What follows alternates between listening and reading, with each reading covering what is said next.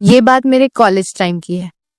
जब मैं college exam की पढ़ाई करते करते बोर हो गई थी तो मैंने मोबाइल में ऐसी वाली वीडियो देखने का मन बनाया और देखने लगी। और एक दिन मेरे जीजू ने मुझे ऐसी वीडियो देखते हुए पकड़ लिया। उस दिन से जीजू मेरे साथ मेरी दुकान का उद्घाटन करने की जिद करने लगे। वे मेरा उद्घाटन करना चाहते थे, लेकिन हर बार मैं उन्हें उद्घाटन करने से मना कर देती। मेरी कॉलेज की परीक्षा नजदीक आ रही थी, जिसके लिए मैं पढ़ाई कर रही थी, और हमारे घर पर ऐसा कोई नहीं था जो मुझे कॉलेज तक ले जाए। कॉलेज हमारे घर से काफी दूरी पर था, इस कारण हमें एक दिन पहले ही कॉलेज जाना पड़ता था। फिर मैं जीजू को लेकर चली गई। मैं जीजू के साथ नहीं जाना चाहती थी। मुझे पता था जीजू को समय मिलते ही वो मेरी दुकान का उद्घाटन कर देंगे, लेकिन मेरे पास दूसरा रास्ता नहीं था। इस कारण मुझे उनके साथ ही जाना पड़ा। मैं उद्घाटन कराने के लिए बार बार मना करती, लेकिन जीजू तो मान ही नहीं रहे थे। और घर से निकलने बाद पहुंचकर आज हम एक कमरा किराए पर लेके रुकने वाले थे। मैं जीजू से 2 कमरे बुक करने को बोल रही थी, लेकिन इधर उधर घूमने के बाद पता चला कि सारे होटल के कमरे बुक हो चुके थे। फिर मैंने और जीजू ने एक ही कमरा ले लिया और कमरे में जाते ही जीजू ने कहा, अब डिनर करके आराम करते हैं। और फिर करीब रात के 11 बजे जीजू ने मुझे बोला, दोस्तों, अपने बारे में आपको बताना तो भूल ही गई थी। ये कहानी मेरे और मेरी दीदी और जीजू की है। मेरा नाम मीनाक्षी है। मैं अभी 21 साल की हूँ। अभी तक मेरा कॉलेज खत्म नहीं हुआ था। मैं मेडिकल नर्सिंग की पढ़ाई कर रही हूँ। हमारे परिवार में हम 4 लोग थे, लेकिन अब हम 3 ही रहते थे, क्योंकि मेरी दीदी की 7 महीने पहले ही शादी हो गई थी। हमारे घर में मैं सबसे खूबसूरत थी। मेरी दीदी मुझसे थोड़ी काली थी। जब भी मेरी दीदी के लिए कोई रिश्ता आता तो वे लोग मुझे ही पसंद करते थे, लेकिन अभी मैं बहुत छोटी थी और शादी की उम्र भी अभी कम थी और मेरी पढ़ाई भी पूरी नहीं हुई थी। इस कारण मैं उन्हें मना कर देती। 20-22 की उम्र होने पर लाइफ में काफी कुछ बदलाव होने लगते हैं। कोई अच्छे रास्ते पर चलते तो कोई बुरे रास्ते पर। मैं थोड़ी ज्यादा नहीं थी और कम भी नहीं। कभी कभी जब पढ़ाई से बोर हो जाती तो मैं भी वो फिल्में देख लिया करती। इस उम्र में सभी के मन में कुछ ना कुछ करने की ख्वाहिश जगती है। मैं ज्यादा बिगड़ी हुई नहीं थी, लेकिन कभी कभी वो फिल्में देख लिया करती थी। एक दिन मेरे जीजू हमारे घर आए। उस रात उन्होंने मुझे वो फिल्म देखते हुए पकड़ लिया। तब से वे मेरे साथ उस फिल्म की बातें करने लगे। बात इतनी आगे बढ़ चुकी थी कि जीजू अब वह मेरी दुकान का उद्घाटन करने की बात कर रहे थे। वे कहते, तुम्हारी दीदी बहुत काली और मोटी है, इस कारण उसके साथ वो बात नहीं है। तुम अभी फ्रेश हो, तुम्हारे साथ बहुत अच्छा लगता है। लेकिन मैं जीजू को मना कर देती। मैं अपने दीदी के पति के साथ अपनी दुकान का उद्घाटन नहीं कराना चाहती थी। फिर एक दिन हमारे घर पर एक फंक्शन था।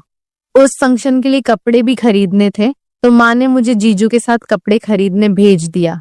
हालांकि मैं जीजू के साथ जाना नहीं चाहती थी, लेकिन और जाने वाला कोई नहीं था, तो मैं जीजू के साथ ही चली गई। बहुत सारे कपड़े देखने के बाद मुझे कुछ कपड़े पसंद आए, तो मैं उन्हें ट्राई करने चेंजिंग रूम में चली गई। मैं कपड़े देख ही रही थी, तभी जीजू चेंजिंग रूम में आए और मुझसे आकर बोले, कितने कपड़े देख रही हो? उस वक्त मेरे पास सिर्फ आधे ही कपड़े थे। मैंने उन्हें रूम से बाहर निकाला और उन्हें बाहर निकालते में मेरी तो हालत खराब हो गई। फिर मैंने और कपड़े देखे और ट्राई किए, तो मुझे कम ही कपड़े पसंद आए। फिर जल्दी से शॉपिंग करके हम घर चले गए। जीजू मुझसे एक ही बात मनवाना चाहते थे, मैं उनके हाथों से अपनी दुकान का उद्घाटन करवा लूं। वे कहते, मेरे से अपनी दुकान का उद्घाटन करने में तुम्हें क्या दिक्कत है? लेकिन मैं ऐसा नहीं करना चाहती थी। मेरी कॉलेज की परीक्षा भी पास आ रही थी। मेरी मेडिकल नर्सिंग की परीक्षा थी, लेकिन एक परेशानी थी, मेरी परीक्षा की और दूसरी हमारे कॉलेज की। इस वक्त हमारा कॉलेज बंद था। सभी बच्चे अपने अपने घर जा चुके थे। फिर भी कॉलेज वाले एग्जाम ले रहे थे। कॉलेज हमारे घर से भी बहुत दूर था। जाने में करीब 1 दिन लग जाता था। हमारे घर पर मुझे कॉलेज तक ले जाने वाला कोई नहीं था।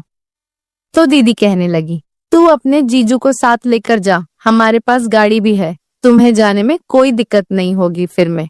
और जीजू सुबह ही घर से निकल गए। करीब शाम के 4 बजे हम कॉलेज पहुंच गए, लेकिन हम कॉलेज में नहीं गए, हम एक होटल में रहने चले गए। जीजू ने एक कमरा बुक कर लिया। मैं 2 कमरे बुक करवानी चाहती थी, लेकिन जीजू ने मना कर दिया। खाना खाने के बाद जीजू कहने लगे, चलो हम पार्क में घूम आते हैं। मुझे पार्क में घूमने में बहुत मजा आता था, तो मैं जल्दी से मान गई। लेकिन जीजू मुझे पार्क की बजाय किसी जंगल में लेकर चले गए। रात के 9 बज रहे थे। जंगल बहुत ही डरावना हो चुका था। मेरे डर से पसीने छूट गए। जीजू मुझे लेकर घने जंगल में चले गए और जीजू ने कहा, अब तुम्हें मेरी बात माननी ही पड़ेगी, नहीं तो मैं तुम्हें इस जंगल में अकेला छोड़कर चला जाऊंगा। मैंने पूछा, कौन सी बात? तो वे कहने लगे, मैं तुम्हारी दुकान का उद्घाटन करना चाहता हूँ। मैंने कहा, मैं मर जाऊंगी लेकिन दुकान का उद्घाटन आपसे कभी नहीं करवाऊंगी। तभी जीजू अचानक अंधेरे में छुप गए। मैं होटल जाने का रास्ता खोजने लगी। बहुत समय तक मैं रास्ता ढूंढती रही, लेकिन मुझे कोई रास्ता नहीं मिला। हम काफी जंगल के अंदर आ चुके थे। मैं जोर जोर से चिल्ला रही थी, लेकिन आसपास कोई भी नहीं था। बहुत समय हो चुका था। जीजू अभी तक बाहर नहीं निकले थे। मुझे डर भी बहुत लग रहा था। जंगल से अजीब अजीब आवाजें आ रही थी। अब मुझसे खड़ा भी नहीं हुए जा रहा था। अब मेरे पास एक ही रास्ता बचा था। जीजू की शर्त मानने के अलावा मेरे पास कोई रास्ता नहीं था। अगर मैं उनकी शर्त नहीं मानती तो कल का एग्जाम मैं नहीं दे पाती। मैंने जीजू से कहा, मैं आपसे दुकान का उद्घाटन कराना चाहती हूँ, आप उद्घाटन कर लेना, पर अभी के लिए प्लीज आप बाहर आ जाओ, मुझे बहुत डर लग रहा है। मेरी बात सुनते ही जीजू बाहर आ गए। फिर हम होटल चले गए। होटल के कमरे में जाते ही जीजू मेरे साथ दुकान के उद्घाटन वाली बातें करने लगे और बोले, दुकान का उद्घाटन कैसे करें? उन्होंने लगभग मेरी दुकान का सारा सामान उतार दिया था। वे जैसा दुकान का उद्घाटन करना चाहते थे वो ऐसा करने लगे। मुझे बहुत बुरा लग रहा था। आज तक मैंने ऐसा उद्घाटन कभी भी नहीं कराया था। कुछ देर बाद निकलने लगा। मुझे मजा तो आ रहा था दुकान का उद्घाटन कराने में, लेकिन उतना नहीं जितना मैं अपनी मर्जी से मान जाती।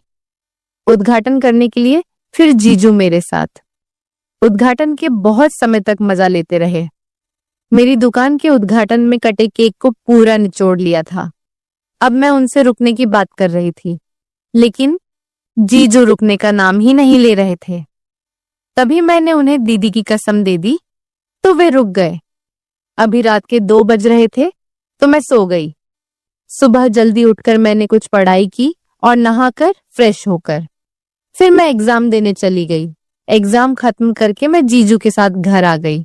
उस दिन से मैं जीजू के साथ किसी भी जगह पर नहीं गई, क्योंकि वह मुझे एक तो जंगल में अकेले छोड़ दिया था और दुकान का उद्घाटन भी बहुत अच्छा नहीं किया जैसे मैं चाहती थी। अब मैंने जीजू से दूरियां बना ली। जीजू बहुत बुरे इंसान थे, मुझे आज पता चला। तो दोस्तों, ये थी आज की कहानी। आपकी क्या राय है इस पर हमें कमेंट में जरूर बताएं। अगर आपको हमारी वीडियो अच्छी लगी हो तो आप चैनल को सब्सक्राइब करना ना भूलें। मिलते हैं कल एक और नई कहानी के साथ। और अगर आपको कहानी सही में पसंद आई तो दोस्तों के साथ शेयर जरूर करें। और मुझे एक बार की बात है, मेरे पापा के भाई छोटे यानी मेरे चाचू मुझे बचपन से ही बहुत पसंद थे और मैं मम्मी और पापा से भी ज्यादा उनके साथ रहती थी। धीरे धीरे मैं बड़ी और जवान होती गई और मेरे चाचू की दोस्ती भी गहरी होती चली गई। और अभी मैंने नई नई जवानी में कदम रखा था और अपनी ही सहेलियों से आदमी और औरत के बीच के रिश्ते के बारे में कई सारी बातें सुनी थी। चाचू से दोस्ती इतनी अच्छी थी कि मैं अपने चाचू से हर बात कर लेती थी और मुझे चाचू से बातें करके बहुत ही ज्यादा अच्छा लगता था। फिर एक रात मम्मी पापा घर पर नहीं थे तो चाचू के सिर में बहुत ज्यादा दर्द था।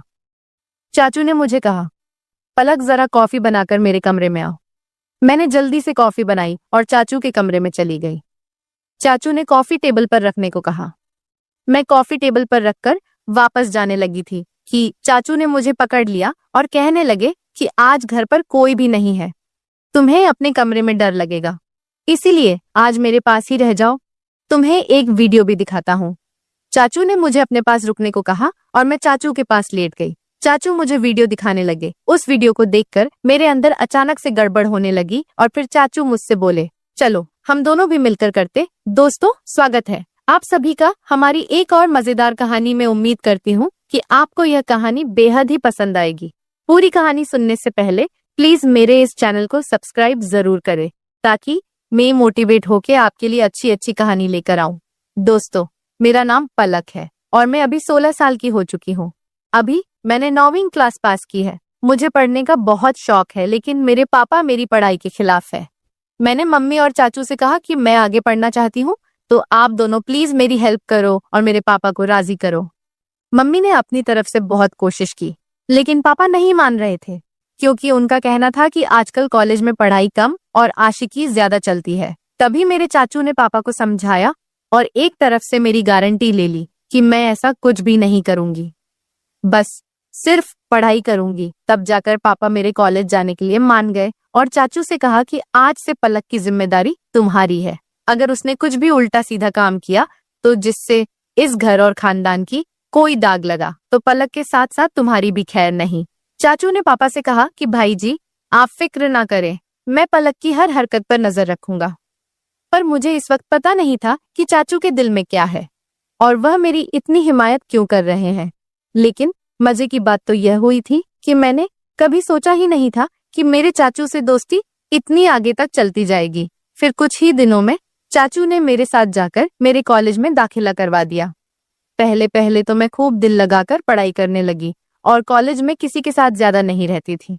जो भी कॉलेज में होता वह रात को मैं चाचू को घर आकर बता देती। चाचू भी मेरे साथ बहुत ही ज्यादा फ्री होने लगे थे और मुझे लगता वह मुझे बहुत ही अजीब जैसे देखते हैं, क्योंकि मेरी चाची गांव में रहती थी और चाचू नौकरी के सिलसिले में हमारे घर पर ही रहते थे। फिर कॉलेज में मेरी दोस्ती एक लड़की से हो गई, जिसके साथ दोस्ती करने के बाद मेरी जिंदगी बदलने लगी, क्योंकि इस सहेली ने मुझे बताया कि उसकी मंगनी हो चुकी है। उसने मुझे एक दिन अपने मंगेतर से मिलवाया भी था। मेरी सहेली ने मुझे बताया कि हमारी अब शादी तय हो चुकी है, इसलिए हम दोनों एक दूसरे के साथ सब कुछ पार कर चुके हैं। अब हम दोनों में कोई बात छुपी नहीं है।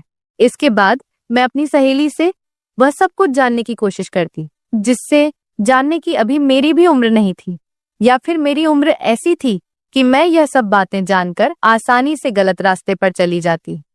और फिर ऐसा ही होने लगा, मुझे भी उन बातों में दिलचस्पी होने लगी। मेरी किसी भी लड़के से तो दोस्ती नहीं थी, इसलिए मैं जब भी ऐसी बातें सोचती तो मेरे दिमाग में ख्याल आते और फिर मैं अपने दिमाग को झटक देती और खुद को कहती कि पलक, ये सब क्या है और क्या बेहुदा बातें सोच रही हो, वह मेरा चाचू है। लेकिन फिर चाचू की बातें और उनका रवैया भी मेरी सोच को बढ़ावा देता रहता था। लेकिन चाचू के दिल की बातें मैं अभी तक जान नहीं पाई थी। कभी कभी तो मुझे लगता था कि वह भी शायद मेरे बारे में यही सब सोचते होंगे, लेकिन कभी कभी उनका रवैया मुझसे बहुत ज्यादा सख्त हो जाता था और वह मुझे याद दिला देते थे कि तुम्हारे पापा कितने सख्त हैं और अगर तुमने कोई भी गलती की तो तुम्हारे साथ साथ मेरा भी बुरा हाल कर देंगे। उनकी यह बातें सुनकर मैं खुद को कंट्रोल करती, लेकिन कहते हैं ना कि जवानी तो अंधी होती है। जवानी तो ऐसी ही है जैसे सर्दी में आग जल रही हो तो हाथ गर्म कर ही लिया जाता है। मैं जैसे ही कॉलेज जाती फिर वही सब बातें सुनने को मिलती। फिर मैं कॉलेज से घर आकर अपने दोस्तों की बात बताई हुई बातों को सोचने लगती। उस दिन मेरे चाचू जॉब से घर वापस आए तो आकर बैठ गए और कहने लगे, क्या सोच रही हो पलक? वह भी इतनी गहराई से मैंने चाचू की तरफ एक अदा से देखा और उनसे कहा, चाचू आपको पता है मेरी दोस्त ने मुझे आज क्या बताया है? हर बार की तरह आज भी मैं चाचू से अपने दिल की बात शेयर करने लगी। मेरे बचपन से आदत थी कि मैं अपनी हर बात चाचू को बताती थी, फिर वह चाहे कैसी भी बातें क्यों ना हो। चाचू भी मुझे ऊपर से नीचे तक देखते हुए बोले, हाँ बताओ, क्या बताना है तुम्हें? तुम्हारी दोस्त ने तुम्हें क्या बताया है? मैंने उन्हें कहा, मेरी दोस्त मुझे बता रही थी कि इंटरनेट पर बहुत ही किस्म की वीडियोस होती हैं, जिन वीडियोस में हर तरह की कहानी मिल जाती है। तो मैं यह कह रही थी कि आपके पास भी तो मोबाइल है और साथ में नेट का पैकेज भी लगा हुआ है, आपने भी वह वीडियोस देखी होंगी तो क्यों ना हम दोनों मिलकर वीडियोस देखें और एंजॉय करें। मैंने यह बात अपना चेहरा चाचू के नजदीक लाकर निराले वाले अंदाज में कहा। वह फटी फटी आंखों से मेरी तरफ देखने लगे। मुझे लगा जैसे वह मुझे अच्छी तरह से डांट लगाएंगे, लेकिन फिर अचानक ही उन्होंने मुझे बड़े गौर से देखा और फिर शायद दिल ही दिल में कुछ फैसला किया और फिर वह मुस्कुरा पड़े और मुझे निराले वाले अंदाज में कहने लगे, देखो पलक, ऐसी बातें अपने पापा के सामने मत करना, वरना तुम्हारा बाप तुम्हारा तो बुरा हाल करेगा ही, मगर साथ में मुझे भी घर से निकाल देगा, क्योंकि मैंने तुम्हारी जिम्मेदारी ली हुई है और फिर मेरे लिए रहने का प्रॉब्लम हो जाएगा। बाकी रही वीडियो देखने की बात, तो तुम रात के वक्त मेरे साथ में आ जाना, मैं तुम्हें हर किस्म की वीडियो दिखा दूंगा। चाचू की आंखों में एक चमकीली सी शरारत थी जो इस वक्त मुझे समझ नहीं आ रही थी।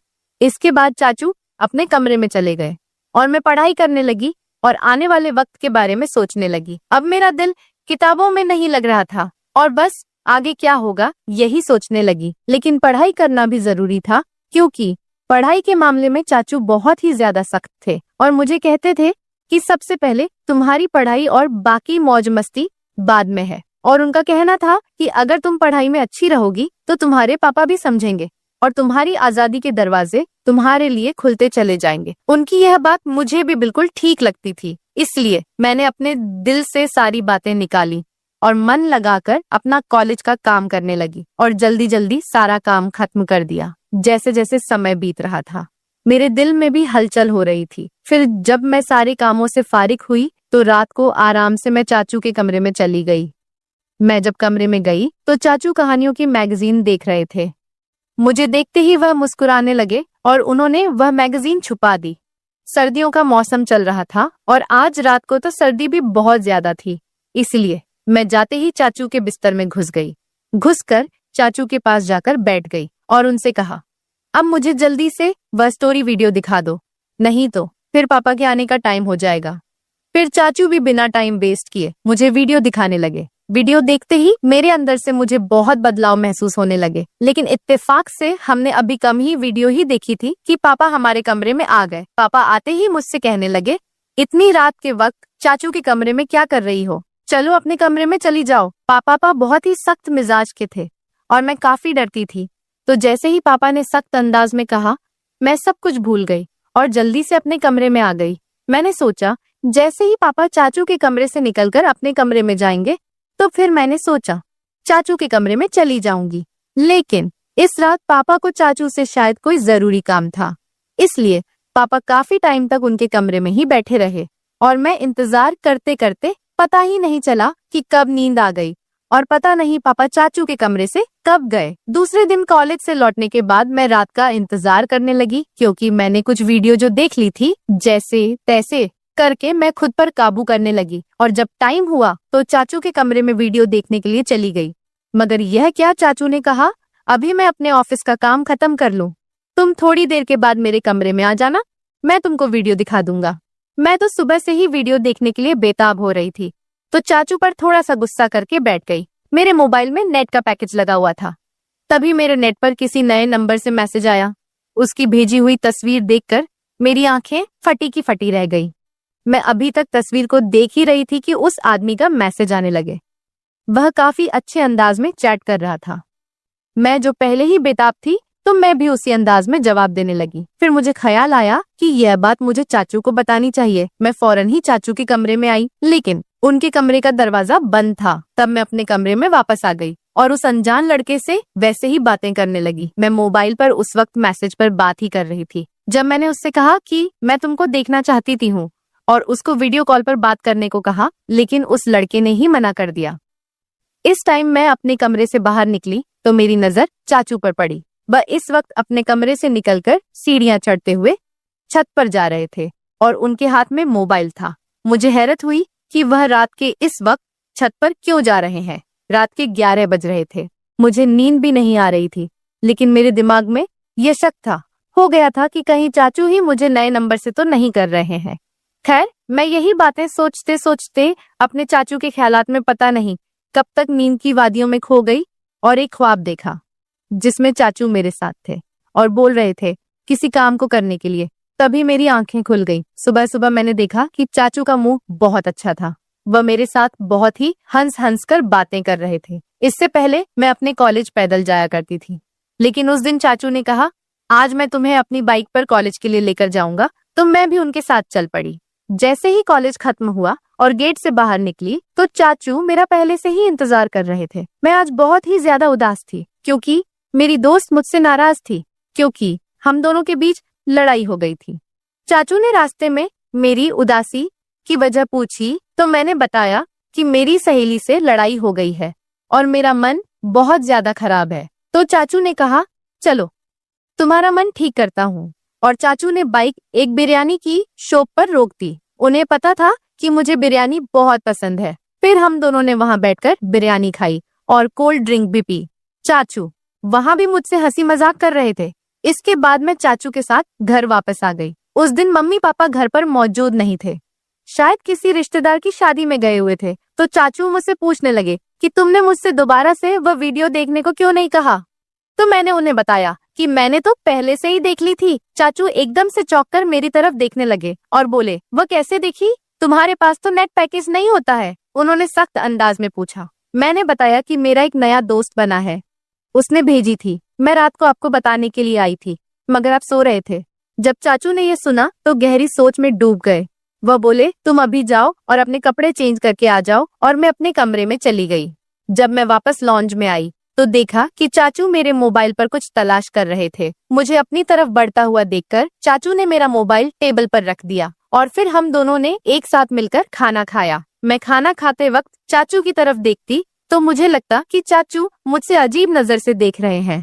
मुझे ऐसा लग रहा था कि वह मुझसे कुछ कहने की कोशिश कर रहे हैं, मगर वह कह नहीं पा रहे थे। मैं दिल ही दिल में सोचने लगी, चाचू अब कह भी दो ना, मैं आपको मना नहीं करूंगी। फिर मेरी नजर चाचू के चेहरे से हटकर उनके मोबाइल पर पड़ी, क्योंकि मैं आज भी उस अनजान लड़के के मैसेज का इंतजार कर रही थी। उसने अभी तक मुझे मैसेज नहीं किया था और चाचू भी फिलहाल कुछ कहने को चाह रहे थे। तभी मैंने मोबाइल उठा लिया और खुद ही उस नंबर पर मैसेज करने लगी, मगर मेरे चाचू ने मेरे हाथ से मोबाइल छीन लिया। मुझे लगा शायद उन्हें जलन हो रही है। तभी चाचू ने कहा, खाना खाते वक्त मोबाइल इस्तेमाल करना बिल्कुल भी अच्छी बात नहीं है, इसीलिए मोबाइल मुझे दे दो। उन्होंने यह कहते हुए मेरा मोबाइल अपने पास ही रख लिया। मैंने जल्दी जल्दी से खाना खत्म किया और चाचू से कहा, अब तो मेरा मोबाइल मुझे कर दो वापस। तब उन्होंने कहा, दे दूंगा, अभी तुम ऐसा करो कि बर्तन धोकर मेरे कमरे में आ जाओ। मैं तो खुश हो गई कि शायद जलन में आकर आज चाचू मेरी बात को पूरा जरूर करेंगे। मैंने ऐसा ही किया था। जल्दी से मैं बर्तन धोकर कॉलेज का काम भी खत्म किया और रात के 11 बज रहे थे जब मैं चाचू के कमरे में आई और उनसे कहने लगी, अब तुम मुझे मेरा मोबाइल दे दो, मुझे उस दोस्त से बात करनी है। चाचू ने कहा, मेरे सर में बहुत ज्यादा दर्द हो रहा है, जाओ पहले मेरे लिए एक अच्छी सी कॉफी बनाकर लाओ। मैं कॉफी बनाने चली गई। कुछ देर बाद मैं चाय बनाकर कमरे में आई और कॉफी टेबल पर रख दी और पीछे मुड़कर जाने ही लगी। तभी चाचू ने मुझे बाजू से पकड़ लिया और बोले, आज तुम मेरे कमरे में ही रुक जाओ। मैं खामोश होकर उनकी तरफ देखने लगी, क्योंकि आज रात मुझे उस लड़के से वीडियो कॉल पर बात करनी थी। मैंने जानबूझकर चाचू को वापस जाने के लिए यह बात कह दी कि मैं अपने कमरे में जाऊंगी और अपना बाजू उनसे छुड़ाकर कमरे से बाहर जाने लगी, मगर चाचू ने मुझे जाने से रोक दिया और बोले, मैंने जो कहा है उतना ही कर। उन्होंने सख्त लहजे में कहा था और मुझे अपने बेड पर बिठा दिया। मैं भी डर के मारे बैठ गई। फिर सारी रात चाचू ने मेरे साथ जो किया वह मैं कभी सोच ही नहीं सकती थी। वह काफी देर तक तो मेरा मोबाइल इस्तेमाल करते रहे और मुझे सोने भी नहीं दिया। रात के 1 बजे तो उन्होंने मुझे कहा, तुम देखना चाहती हो ना कि वह लड़का कौन है जो तुम्हें वीडियो कॉल और तस्वीर भेजता है। चाचू की बात सुनकर मैं बहुत ज्यादा खुश हो गई और बोल दिया, हाँ मैं देखना चाहती हूँ।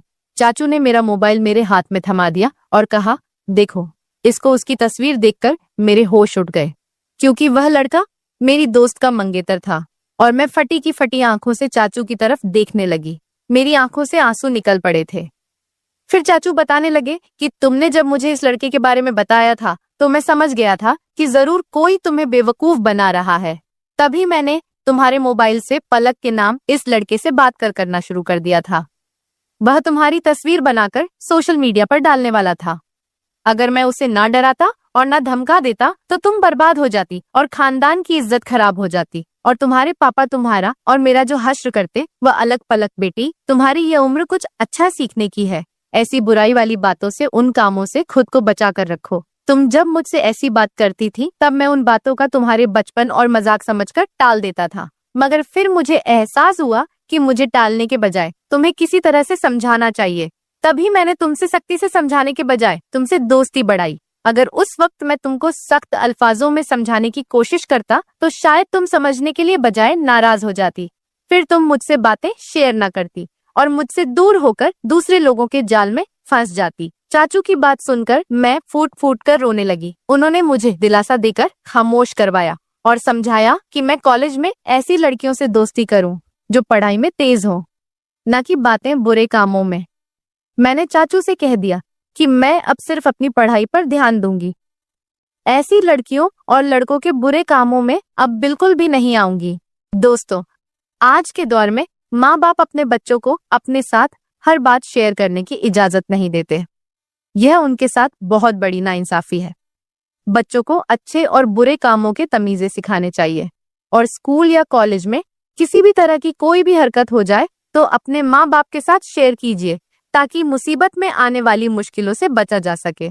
और सही और गलत में बच्चों को फर्क सिखाया जाए, उनके हर कदम पर नजर रखी जाए, ताकि पलक की तरह उनकी और उनके घर वालों की इज्जत महफूज रहे।